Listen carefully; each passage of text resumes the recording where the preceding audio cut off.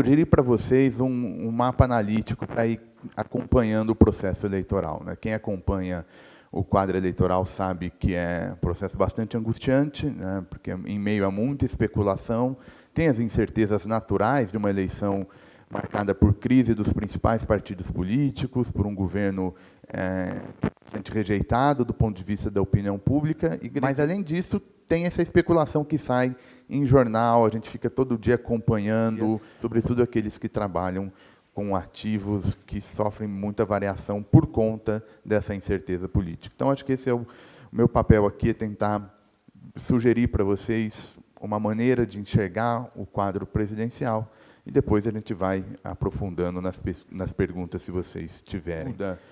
Quando a gente olha as outras eleições ao redor do mundo, como é que faz para partido ganhar uma eleição, né? O que, em geral, a literatura aprendeu? A gente aprendeu que tem basicamente 3 formas de um líder ou um partido ganhar uma eleição. A primeira delas é quase um truísmo, mas é bom a gente recuperar isso, porque isso tem um efeito muito grande na forma como o resultado final, que é governar bem. Eu vou começar da onde o Rafael parou, pensando como é que a gente monta os cenários econômicos, então, com esse quadro, né? Como é que a gente está vendo o que pode acontecer nos próximos anos na economia brasileira, lá na Tendências, a partir desse quadro. Então, esse é o desenho aí que a gente faz a partir do quadro eleitoral, né? Então, a gente trabalha lá com um cenário de maior probabilidade de ocorrência. Essas probabilidades são subjetivas, e eu acho que é importante salientar que tem um cenário pessimista, que tem uma probabilidade nada desprezível de ocorrência, que é exatamente o cenário de Bolsonaro e PT no segundo turno, por exemplo, né? Onde você tem o PT vencendo a eleição. Acho que é essa a principal premissa desse cenário. Mas, só para a gente voltar atrás um pouquinho, como é que a gente vê mundo, nosso grande problema hoje, para desatar nossos nós, não está no cenário externo, está no cenário doméstico. A gente tem um cenário externo de crescimento mundial, tanto no cenário básico como no cenário otimista, na casa dos 3% nos próximos anos, com PIB tendo expansão moderada. A gente tem um ajuste monetário agora nos Estados Unidos para ser feito, mas que ele seja feito de forma gradual e com taxas de juros ali na casa dos 3,5%, 4% nos Estados Unidos, terminando o ciclo de aperto nessa ordem. Eu acho que o quadro político que o Rafael falou está muito aberto. Eu estava com uma visão de que a probabilidade de alguém de centro-direita moderado ganhar era muito baixa, por causa da rejeição do governo Temer, que foi o governo que implementou as melhores políticas econômicas que o Brasil teve nos últimos, na minha opinião, 20 anos. O Brasil é um país social-democrata, vem vindo numa dinâmica social-democrata, mais à esquerda, né, da social-democracia, desde o governo FHC. E isso, o modelo se esgotou, né? A gente veio num modelo onde, num primeiro momento, você tinha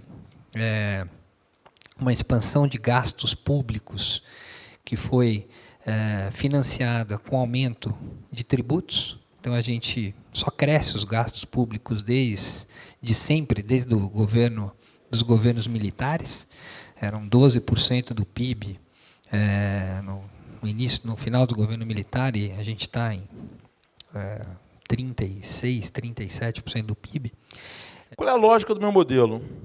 Eu pego 2 formas de contar a história, 2 historiografias, a história dos ciclos hegemônicos ou do sistema global de trocas nos últimos 500 anos e a história da tecnologia nos últimos 250 anos, ciclo de Kondratiev, e faço uma hipótese simples. E se esses ciclos continuarem? O que me é revelado acerca do futuro, se eu tomar como hipótese que a estrutura de causa e efeito do universo continua a mesma e, portanto, eu posso extrapolar o passado para o futuro? E o que acontece por favor, eu tenho uma mudança, olhando para o ciclo de Kondratiev, que o ciclo atual está acabando por volta de 2030 e um novo ciclo começa a partir de 2030. O que está acontecendo fundamentalmente no nosso tempo é a mudança, é um final de um ciclo do capitalismo e o começo de um novo ciclo de capitalismo. Não é a primeira vez que isso vai ocorrer, é a 5ª vez que isso vai ocorrer. Legal? Um autor, George Models, que diz que é a 19ª vez que isso vai acontecer. e traça esses ciclos a partir do ano 930 depois de Cristo.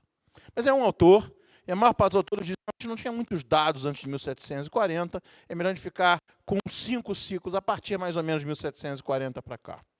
Então, o que eu vejo nos próximos 12 anos, no mundo inteiro, é uma forma de capitalismo morrer e uma nova forma de capitalismo surgir. Nikolai Kondratiev foi um russo que criou esse modelo. Fundamentalmente, ele recebeu, na década de 1920, uma encomenda do senhor Joseph Stalin. O dinheiro está amargando taxas muito ruins em Japão, Estados Unidos, França. Se a gente melhorar um pouquinho o ambiente da gente, deixar o dinheiro entrar, pode ter uma enxurrada de dólar de investimento para cá. Né? E com tudo que a gente viu aqui, a gente viu um cenário de crise, de aumento de salário, de baixa educação e taxa de juros mais altas. Então, qual é a perspectiva de inovação para o Brasil? Então, eu não acho que o Brasil como um todo vai conseguir pegar essa onda de inovação. Mas alguns locais podem conseguir fazer essa estratégia. Claro, se o governo federal tiver um pouquinho mais de cabeça, tentar ser menos intervencionista, abrir mais, produzir mais gente, entendeu? Atrair mais capital intelectual, porque o desafio do Brasil como um todo, está claro, sair de mais ou menos 500, 700 cientistas e engenheiros por milhão de pessoas, tem que pelo menos triplicar, quadruplicar para chegar a um patamar melhor. O input que vocês podem dar para a gente... não cair numa armadilha, visto tudo que está mudando em função de risco e talvez alguma oportunidade? Depende. O cara quer comprar barato, só quer comprar barato, tá bom. Coloque o pé em um local que tenha low cost country. Tenha um fornecedor seu em low cost country. E que posição o Lula e o Collor ocupavam, mais ou menos, no início da campanha eleitoral? Esse número elevado não tem mudança, porque não tem estoque de gente para trocar de candidato. Então, por definição, quem está na frente, quem entrar na frente da corrida, tende a ficar se esse voto não for validado, né? Tem com quase 30% fora da disputa, o voto válido hoje do Bolsonaro é bem significativo, né? E eu gostaria de agradecer mais uma vez a todos vocês, lembrá-los do evento do dia 15 e convidá-los agora. Nós temos um coquetel que vai ser oferecido aqui na área externa, saindo à esquerda, para ficarmos aqui, conversarmos, fazerem mais perguntas, se for o caso. Enfim, desfrutar aí dessa noite fria, porém, acho que pode ser bastante calorosa num bate-papo. Obrigada.